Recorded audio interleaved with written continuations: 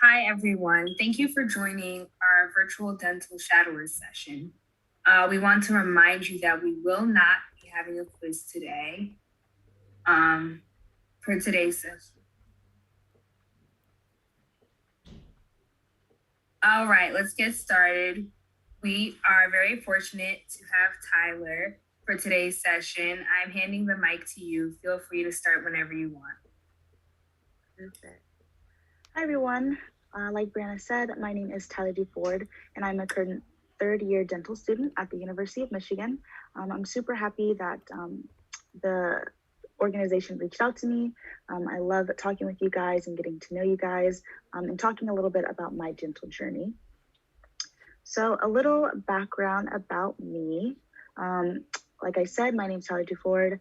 I'm a third-year dental student at the University of Michigan. I currently serve as a clinic representative for the class of 2023, vice president of SNDA, which is the Student National Dental Association, president of the Latter-day Saint Academy. I grew up in Florida, and a lot of people don't really know where that is, but it's about 45 minutes south of Orlando, right by Cocoa Beach.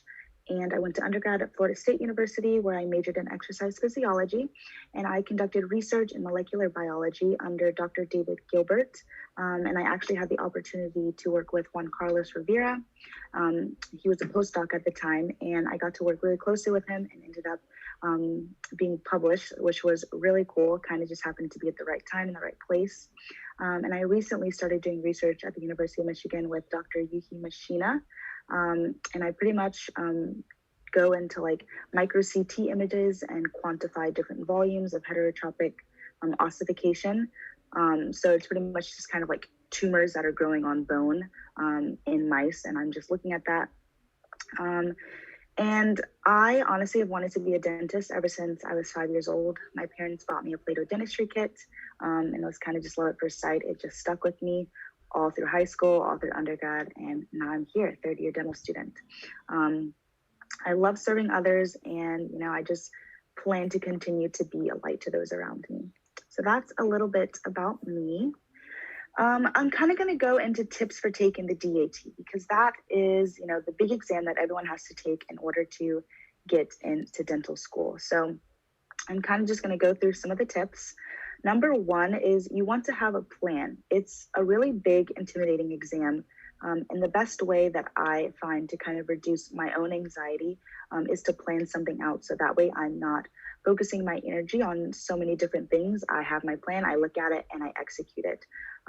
So you kind of want to make sure that you give yourself some wiggle room, because the DAT is such a big exam. You really want to make sure that you have time for days where you just wake up and you're just like, I'm not having it.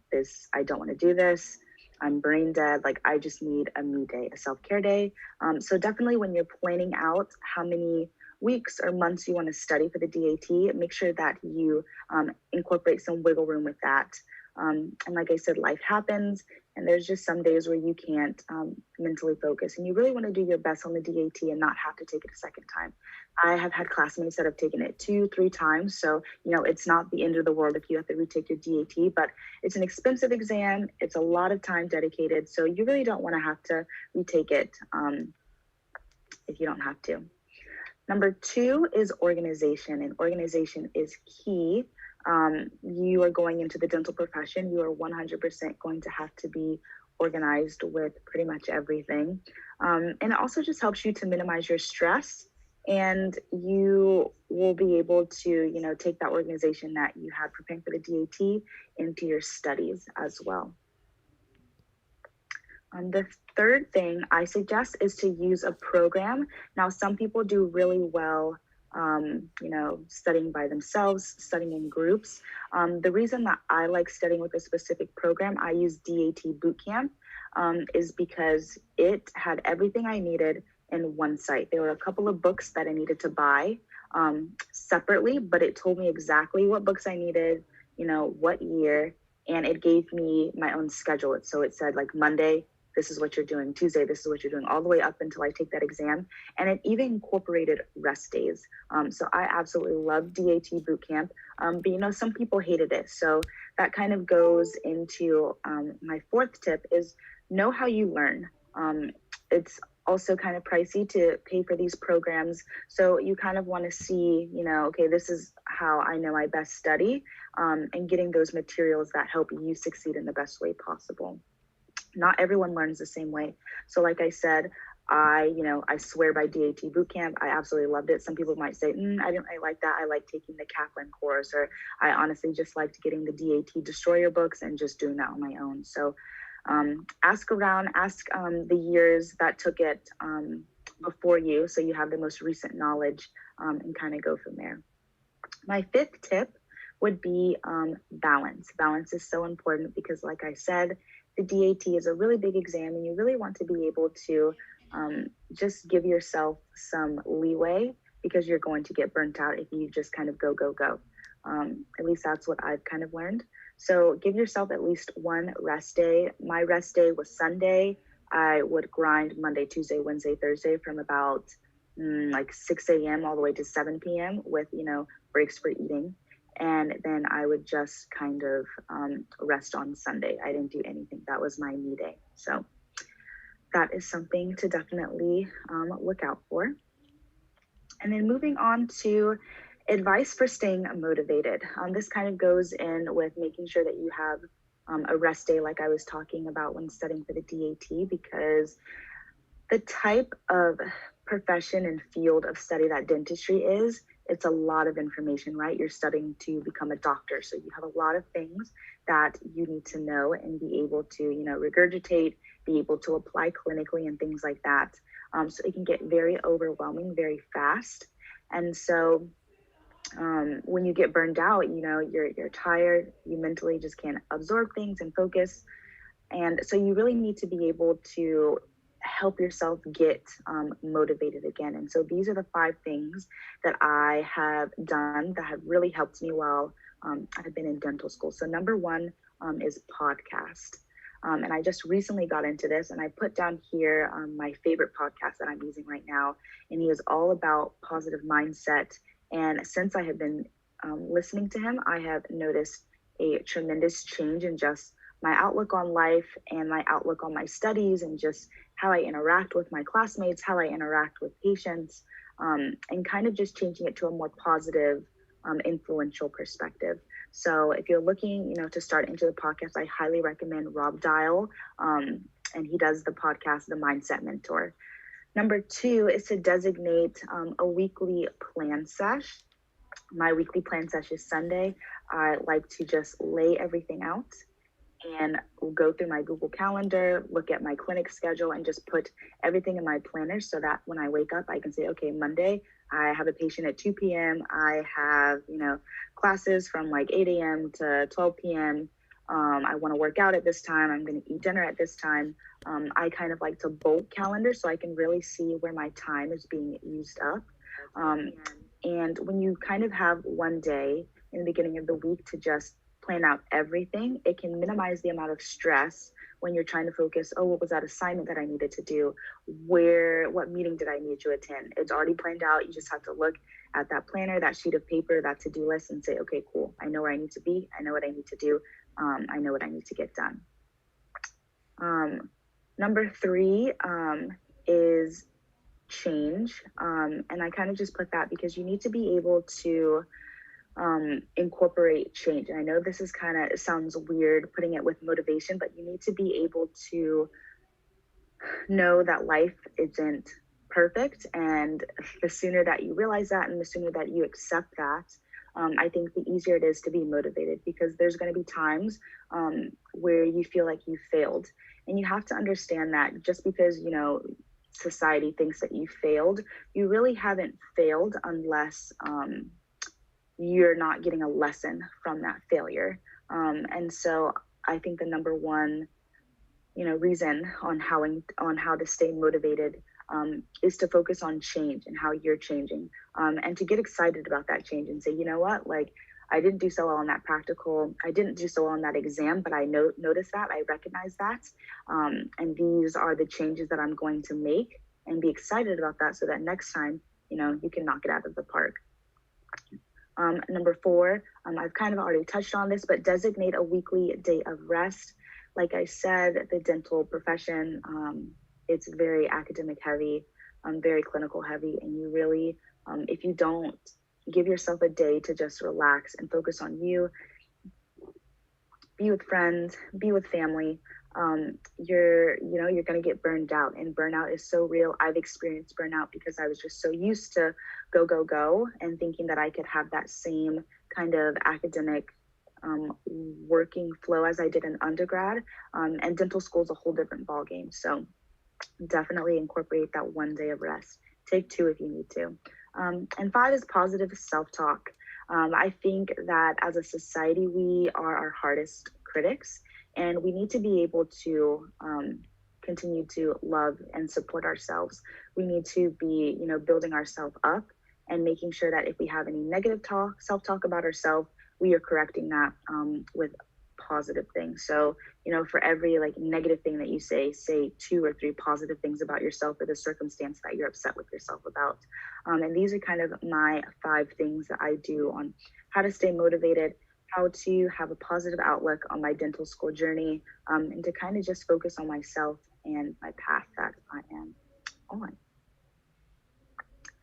So community service is a really big thing to do because, the dental profession is a profession that continuously serves, and so you should definitely do your best to actively participate in community service.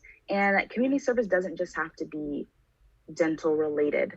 You can do any community service that interests you. And I know that COVID has limited the amount of opportunities, but there's still some out there.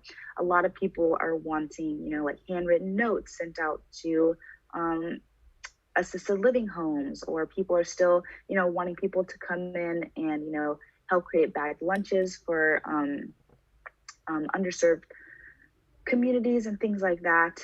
Literally anything that you can do, can food drive, anything, it counts as that you're serving your community. Something that you really want to make sure you do is document every single community service event, project, drive. You want to keep it on a Google Excel sheet or a doc. You want to have the name of the organization, the date, the hours, and a brief description of what you did. And the reason that you want to keep track of all this is because whenever you're applying to dental school, you are going to have so many things that you need to input into this application, and community service is one of the tabs. And so if you already have a Google Doc with everything that you need, you're kind of just plugging and chugging, and it just makes your life a whole lot easier when you are applying. And also I highly, highly suggest that if you get the opportunity to go on a dental mission trip, they are really eye-opening experiences. And I know that with COVID, people probably aren't leaving the country, but I know that there's organizations like Mission of Mercy. I've done 2 of those, and they are absolutely amazing. And so what they pretty much are, I did one in Florida and one in Michigan, and pretty much what you do is it's a free dental clinic to those in need. And it's usually a weekend from Friday to Sunday. They set it up, they rent this area, usually a high school gym or something, and they get the news out to the people, and they come and they can receive free dental care, and you're just helping out, and you really get to talk with some of the patients and kind of hear their stories, and it's just really cool and really eye-opening. So I highly suggest looking into that and seeing if there are any pop-up Mission of Mercies near you. They have a website. Now, going into choosing dental schools, a lot of people, ask the question, where should I apply? And it's kind of entirely up to you. But I suggest to kind of get started is start a Google Doc or an Excel sheet to kind of just collect your thoughts. You want to make a list of questions that should reflect what's important to you and reflect what you're looking for in a dental school. Some people say, I really want my dental school to be research-based. If that's you, put that on there. I really want, to be in a place with a lot of sunshine. I want to be by a beach. I want to have a school that's, really focuses on clinical experience. I want the faculty to student ratio to be really good. And it's also important to know when you're making these lists that dental school is expensive, and that no program is 100% perfect.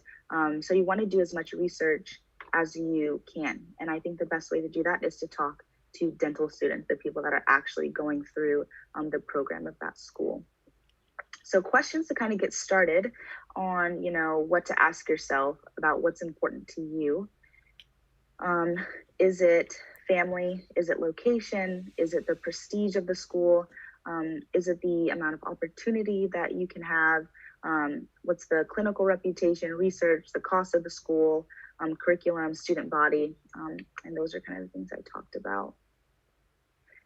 Now, once you kind of had decided what's important to you and what you want to get out of a dental school, you can then kind of start picking out which schools you may be interested in. Location was a huge thing for me. I said, where would I not mind living for the next 4 years of my life? And kind of depending on how many schools you want to apply to, you can kind of just pick states that, you wouldn't mind living in or would love to live there. And you want to look up dental schools in those states and just view their websites and try to get as much information from their website as possible. Their requirements for sure, their mission statements, if they have any testimonials of like current students and things like that, you really want to look into that and make notes. And then I put down here the ADEA website, which honestly is amazing and kind of just lays out the schools by state. So it's perfect. Definitely check that out. The questions that I had for each school was how close would I be to family by flight or by driving? Would I like being there the next 4 years, like I mentioned? What's the school's reputation? Have they had any bad publicity? Where's the alumni community like? Would I have an endless opportunity there? Do they have like world-renowned professors? I wanted to know about their clinical experience setup. Do dental students get to go on external rotations? So not just seeing patients within the school, but going out into clinics within the area or the state and providing care there.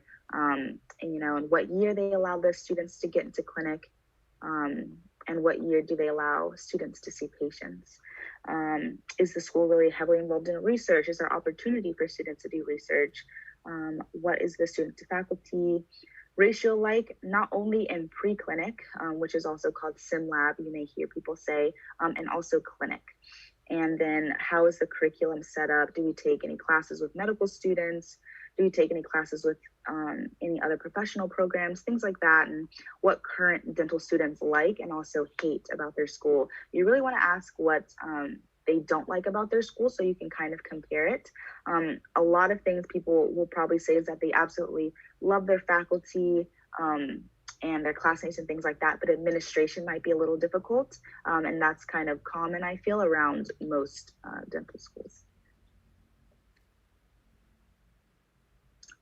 And like I said, the school websites won't tell you everything you need to know. So it's so important that you reach out to current dental students. Ask them the questions that can't be answered from the websites. And I think that it's the best way that you'll get a true feel for what the program is like. Students are usually really brutally honest with their programs. And everyone has their likes and dislikes about their programs. Like I said, no dental school is 100% perfect. But I think that there are dental schools that have better fits for certain people with, depending on like their personality, right? So like, I think that Michigan was a great fit for me personality wise, but some other dental schools weren't. And that's just, that's just kind of how it is. I think another thing when choosing dental schools is to keep an open mind. A lot of people sometimes get set on this one school, but they don't really allow themselves to envision themselves anywhere else. I'm a perfect example. I kind of just applied to Michigan, it'd be fun to kind of apply there. And then when I got an interview and I actually got to see the students, the faculty, I honestly had a really quick love for the program. And it was something that I didn't think that Michigan would, catch my eye that quickly. But it did. Obviously, I committed. And so you really want to make sure that you are keeping that open mind when you are interviewing and things like that. Now, interview days, they're perfect for getting a feel for how the program is. But again, you have to remember at the interview day, they're just going to show you their best self, just like you're going to show them your best self. So keep that in mind. And like I said, remember to reach out to current dental students. because a lot of them will kind of tell you how it really is. Again, with choosing dental schools, applying can be very expensive. It's currently about $251 for the first dental school, and then $108 for each additional school you apply to. So it's, it's pricey. It's not something that you should just like, oh, like whatever, I'll apply here. But like I would go there if I got in. Only apply to the schools that you genuinely would be like, yeah, like if that was the only school that offered me an acceptance, I would still go there. And on top of that, every school has a different supplemental fee that you'll need to pay. So when you're on the website, to kind of look for that additional cost. Now, a lot of people don't or have a lot of questions about, how many dental schools should I apply to? I know classmates that only applied to 2 schools because they said those are the only 2 schools that I would, attend. They got in one. I think that it kind of just depends on you financially and what schools you want to go in. If there's only one dental school that you want to go to and you won't go to any other dental school, then only apply to that one, and you may have to apply for another cycle maybe, but if that's the one school you want to get into, then all power to you. So I'd say the pros for applying between 1 to 9 schools is that it's cheaper and it will be easier to make a decision later on because you have less choices. The cons is that it may, limit your options. Now, applying between 10 and 20 schools, I applied to 18 schools. So I cast a broad net. I really looked into all the programs and I said, these, are the 18 schools that I think I wouldn't mind attending. The pros are that you have more options. You have a greater chance of getting accepted just because you applied to more. Not to say that if you apply to, 20 schools versus someone that applied to just one, like you get in and they wouldn't. It's just you applied to more schools, therefore you technically have a greater chance. Pros is that it's more traveling. I don't really know if with this round they're going to have people actually come back out. I know that last year it was all virtual interviews. But honestly, interviewing season was the most fun of the application process because you're traveling, you're meeting new people, you get to network, and you just get to practice interviewing skills. So it was a really, really fun time. And the cons is that it's more expensive for like flights, application fees, supplemental fees, and it's harder to make a decision later on. Now, going into choosing specialties, for me, I decided to go into dental school with an open mind. When I shadowed in undergrad and in high school, I knew that there, were certain specialties that I thought were really interesting and fun to watch, but I said, I'm not going to go into dental school with my heart set on a specialty. I'm just going to go in with an open mind and kind of see where I find my interest. And so general question was, what have I found most interesting thus far in my dental education? And I have really found prosthodontics and orthodontics the most interesting. And I found that when I was studying for these courses, those were the 2 that I would really kind of enjoy studying for. And I would spend a decent amount of time looking up extra information. And the specialty that I'm currently considering very strongly is orthodontics. I really love ortho. I think it's super exciting.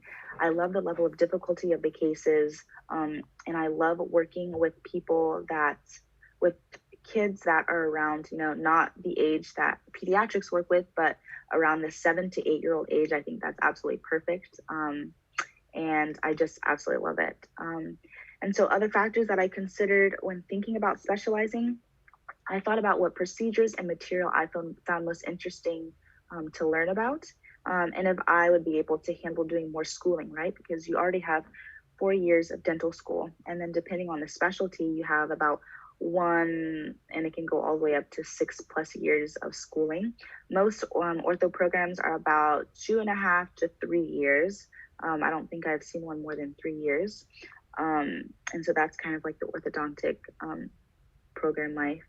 And I also thought about the kind of lifestyle I want. Do I want to be in a hospital all day, seeing patients that way? Do I want more of a private practice setting? Do I want more of a group associate kind of thing? So that was also some things I thought about with specializing.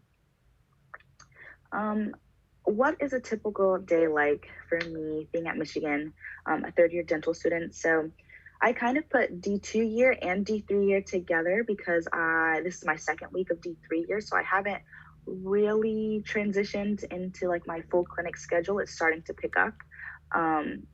So I kind of just started with D2 and D3 year. So my typical schedule for D2 year, we had about 25 to 28 credit hours a semester. And it really felt like that. It was a lot of credit hours. And I thought, in undergrad, like, ooh, I'm taking 12 this semester. Like, that's a lot. But now that I'm taking like 25, 28, it's insane. And so Monday through Friday, it was usually from 8 a.m. to 5 p.m. classes in sim lab. You get like a 1 hour break for lunch. And then from 6 to 7 p.m. I would have like my break for dinner, and then 7 to 11 I was honestly just studying for all of my classes. So it was very didactic heavy, and it was very overwhelming. D2 summer for us was when COVID really hit, and so in-person classes kind of shut down, and we kind of just transitioned into online dentistry, dental school. And I honestly kind of like that because I was just focusing on my schoolwork. I wasn't also trying to practice my hand skills, which is, sim lab preclinic. And so I enjoyed D2 summer, at least like half of it. And then when we got the okay to come back to school, everything was online. And we then just went in half of the class on one day, half the class on another day for in-person activities. So D1 summer and fall, they were pretty good. But D2 winter was really rough, and that was when we had 28 credit hours. And I definitely experienced burnout. So that's why I said it's so important to have those rest days. The first 2 years are usually didactic, schoolwork heavy. You're not doing too much clinical stuff. You're really working within sim lab and preclinic, working on your hand skills, learning terminology so that when you go up to clinic, you already kind of know the procedures that you need to do. Now, a typical schedule so far for D3 years, since I kind of just started, we're only taking 16 credit hours this summer, spring term. So it's nice, almost 10, like over 10 less credits than D2 years. So it's been nice that way. But we kind of have our classes Monday through Friday from 8 a.m. to 11 a.m. Monday and Tuesday, though, we don't really have classes. So it's really great for me to schedule my patients then. We have rotations, but it varies for each student. They're about 2 weeks each and are from 8 to 5. So when you're on rotation, if you're not seeing patients, you are at that rotation seeing patients within that specialty, which is really cool. And then we are currently doing endo clinic and sim lab about once every 2 weeks. So still a jam-packed full schedule, but that's kind of where we're at right now. And yeah, I kind of like sped through that, but that's okay. I love talking with you guys. I love helping out. I love helping you guys read personal statements, helping you, come up with some goals to reach. So definitely stay in touch, reach out to me. That is my dental Instagram account at dds.dimples. And then if you have any, specific questions, you want to send me personal statements or to look over like your CV, your resume, you can shoot me an email. And I'm usually good at getting back to you. I am in clinic, I am in dental school, so I may, be slower at a response, but I can usually kind of say, hey, these next 2 weeks, they're kind of busy for me, but I'll look at it, by this date. And yeah, that is it for kind of the, I guess, formal presentation. And we can kind of move into the Q&A session. Okay, now we will be starting the Q&A. And the first question is, what were your stats? Like, what was your undergrad GPA and what did you score on the DAT? Yeah, so my undergraduate GPA when I graduated was a 3.7.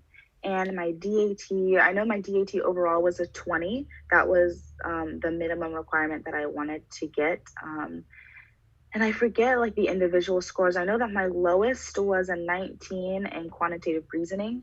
And then, let's see, OChem was like 22 and biology was 22. And then I think the rest were 20s. And the next question is, what are some pros and cons of University of Michigan? Yeah, I'd say definitely a pro is that the name kind of speaks for itself. University of Michigan's a big school, and the dental program has really made a name for itself. So, as far as networking, it's nice having a school that kind of speaks for itself. And I think that it's really cool that I get to be surrounded by world-renowned professors that, you know, are doing research and they've written books that other dental schools are like reading. And I think it's really amazing at the faculty that we have. I have had such good faculty in my pre-clinic and now transitioning into clinic. Some of them are still there, but they are just so amazing. If I'm struggling with something, I have, you know, professors take time out of their morning or their evening to come sit with me and really explain something. I remember like this past semester, I was really kind of struggling with making bridge provisionals, which are just temporary like bridges for patients once you've done the crown prep. And I was having the hardest time like making it look pretty. And so I had told my professor the Friday session, I was like, I'm just not getting this. Like, I need to come in for the weekend and just like really grind. And she's like, give me a call. Like, I can help you out. And so we were texting back and forth. I was sending her pictures and she's like, just FaceTime me. So I literally had my professor just like FaceTiming me, having me show her things. She was teaching me things. And just knowing that you have that support system is really amazing. And I've noticed that with a handful of professors at Michigan. And so I think that is something that makes me love Michigan even more. Now, going into some things that I may not like about Michigan, one, I think, is just how administration kind of like handled COVID once, I'd say after like maybe like the first year of COVID, because we're kind of going into our second year. But I feel like a lot of people have kind of felt that frustration with their dental schools, but I feel like there could have been a little bit more communication, more talking with the students about, you know, ways that we can fix it. But again, I have personally met our deans. I love them. They're super nice. It's just kind of hard seeing it from their perspective when I can only focus on my perspective and what I'm going through. So that would be kind of, I think, like the downfall, I think, currently in Michigan is just administration and how they're handling certain things. How much does it cost to go on a dental mission trip, generally speaking? Yeah, generally speaking, I personally didn't go on one that went out of the country, but usually I've heard that you have to pay, depending on if your like pre-dental society has some organization that they work with, you usually have to pay for your flight, and then once you get there, like food and drinks and stuff. Others, you know, you might have to pay for a plane ticket, a place to stay, and things like that. It kind of just depends on the mission trip that you go on and if it's affiliated with some type of organization. The Mission of Mercy that I was talking about, which is kind of like a local mission trip, is 100% free. It's just you volunteering your time.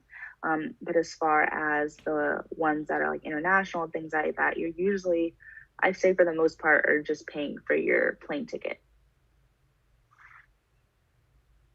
And when does clinic start, and what are you responsible for once it starts?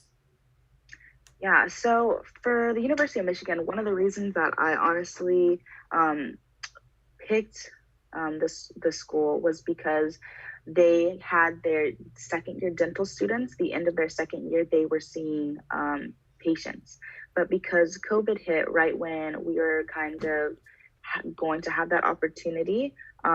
We didn't get to have it. And so when clinics did start back up, they needed to make sure that they were getting the D4s that were about to graduate the patients, and the D3s who are starting out those patients. And so we are just now kind of starting to see our patients, and we see people from cleanings to restorative work to complete dentures to removable partial dentures to perio, sometimes extracting teeth. So from all the specialties except ortho, unless you do like a special ortho elective, you can have your own simple orthodontic case.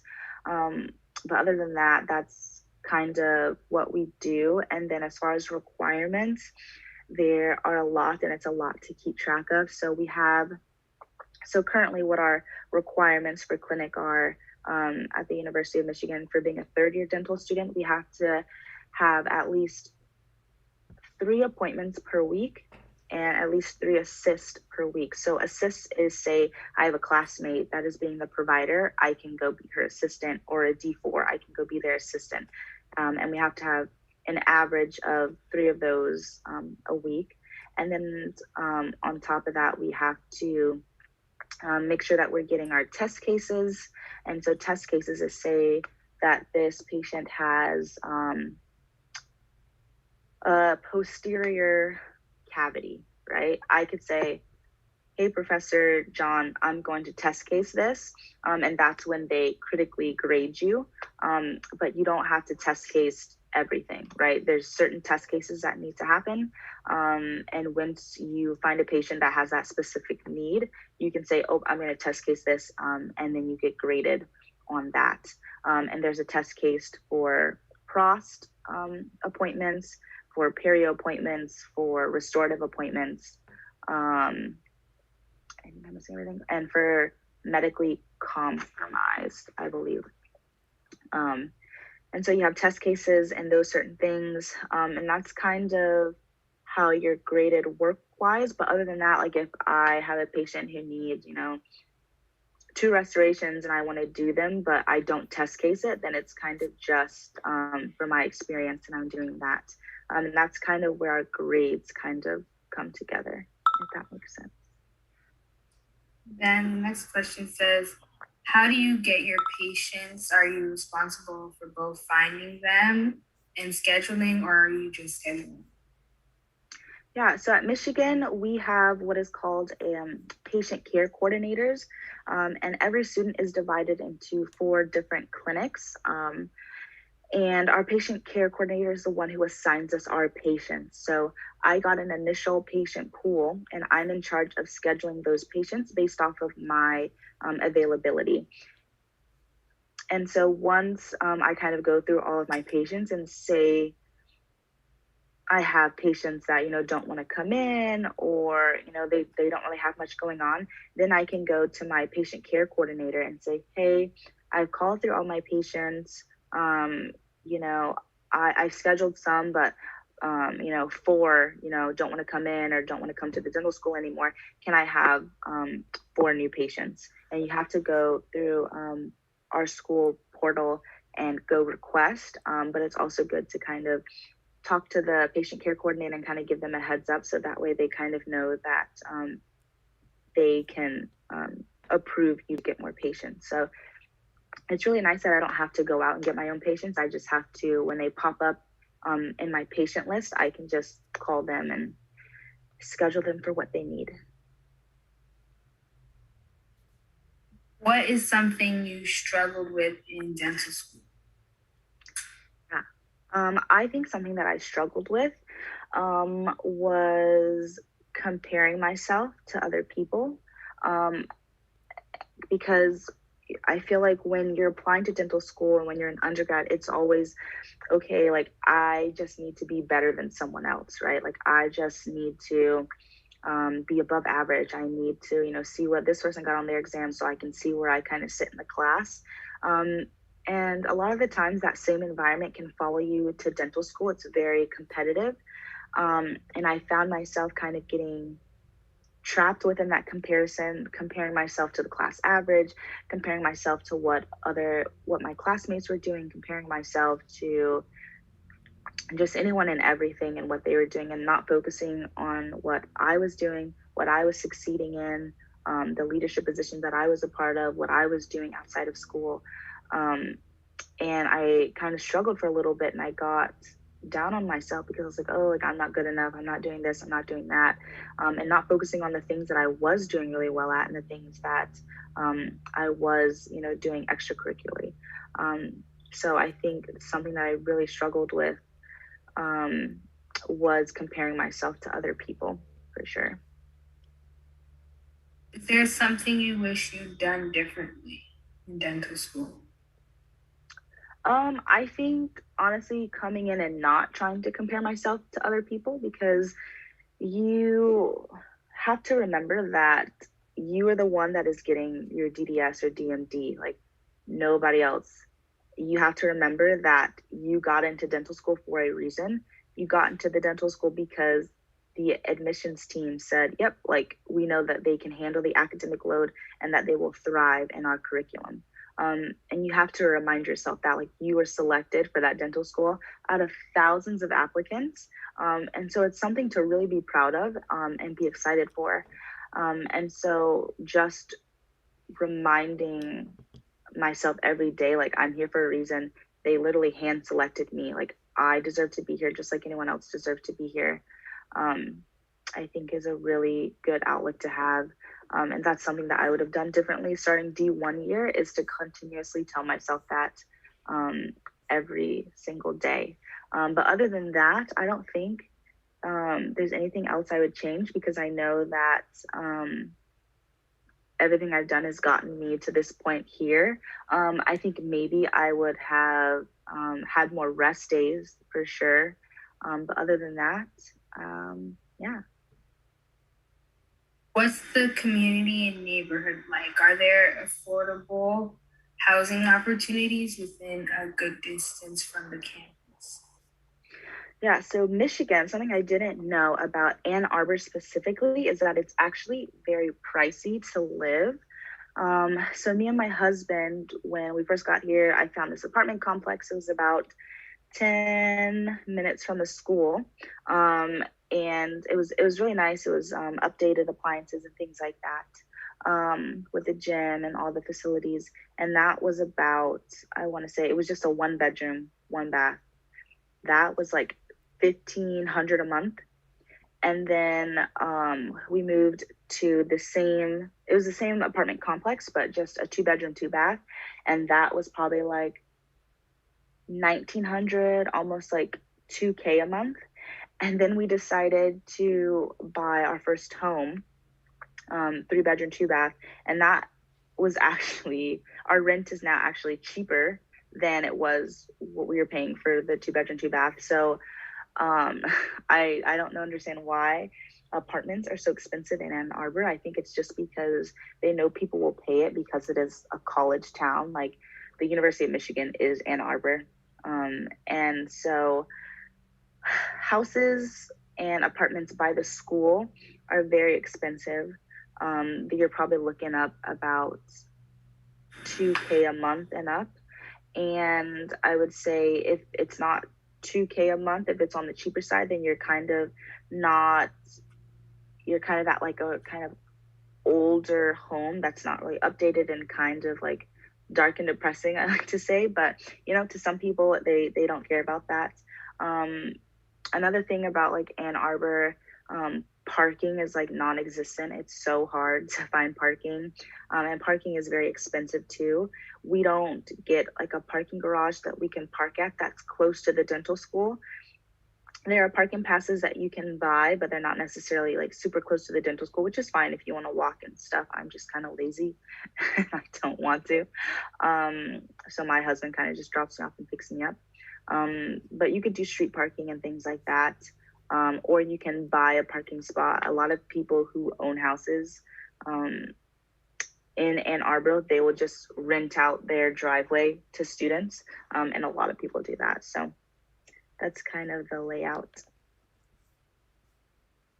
What is the exam schedule like? Also, are your classes PBL or traditional learning? What is PDL? Do you know what they mean by that? That problem-based learning, I believe. Oh. Okay, let's see. As far as problem based, okay. Project based, got it. So as far as exam schedule, it's very hectic. So and it kind of depends on the classes that you're taking, but D2 winter, there was a week where we had 8 exams in 1 week. There was a time when we had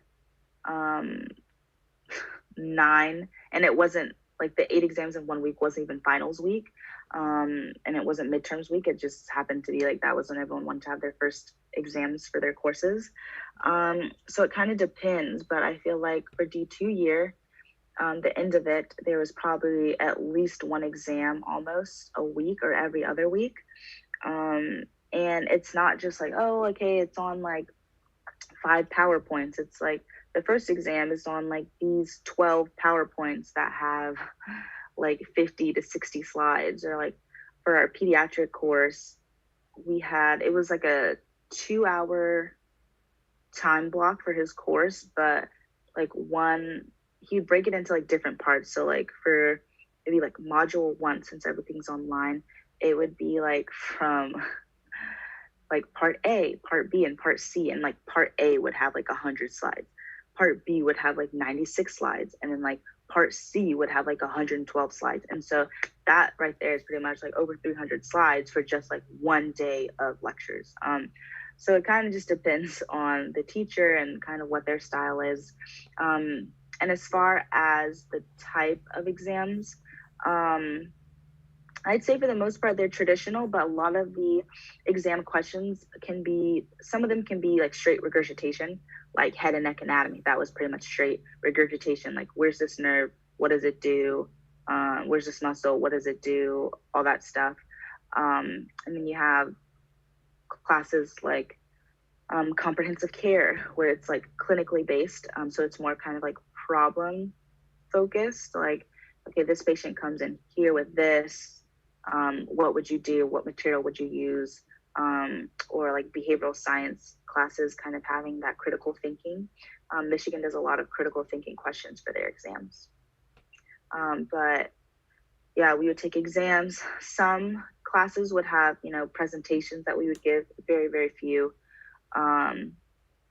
Not many papers that we've had to write. We've had to write a couple, but not too many. It's pretty much just your traditional standard exam.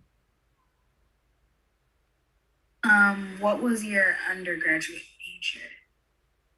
Yep. So I went to Florida State University and I majored in exercise physiology. And then what is something you didn't know about University of Michigan or dental school in general that you wish you knew? Let's see. I think one thing that I wish I knew going into dental school, I'll say dental school as a whole, was how much easier it can be when you have a support system with friends. So my D1 summer, I'd say a lot of people were from Michigan, a decent amount are new people from before. So kind of going in and trying to make friends it's a little bit more, not awkward, but a little bit harder once you get older and get into graduate programs. And so I'd say something that I knew going forward was just how important it is to really build strong friendships and connections. I have a squad with me now that we are ride or die for each other. And it's so nice because we'll be hey, remember this assignment's due, or hey, I need an assistant at 2 p.m. Can someone help me out? Or hey, does anyone know how to get here? And just having that, someone that you can just always ask questions and you're not going to be annoying. It's really nice. And I wish I would have tried to find that group a little bit earlier. But that's something that I wish, I guess I would have known earlier was to, really make sure that you find your people within dental school. And also, kind of going on top of that, is really making an effort to get to know the upperclassmen. So the people that are going to be ahead of you, I think it's really important to kind of know those people more, because when you transition into clinic, you're honestly kind of going to feel like you kind of just got dropped in, and not having many upperclassmen friends to kind of guide you and assist you and things like that, I think has made it a little bit more challenging. So that's something that I would also suggest and recommend and wish I knew, to make more connections with upperclassmen. And our last question is, what is your favorite procedure to do? Ooh, so I haven't really done any procedures yet on patients. I've just kind of been doing updated exams since I'm the new provider. It's important for me to do updated exams before I just kind of start going ham in their mouth.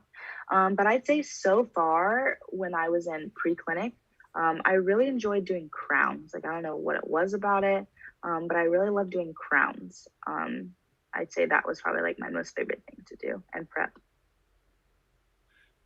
All right. So thank you, Tyler, for taking your time to talk about your experience, and I appreciate it, and I learned a lot. Just so our viewers remember, there will not be a quiz today, but you could also find the link to our link tree in the bio. And once again, to Tyler, I'd like to thank you for talking today, and we hope everyone has a great day.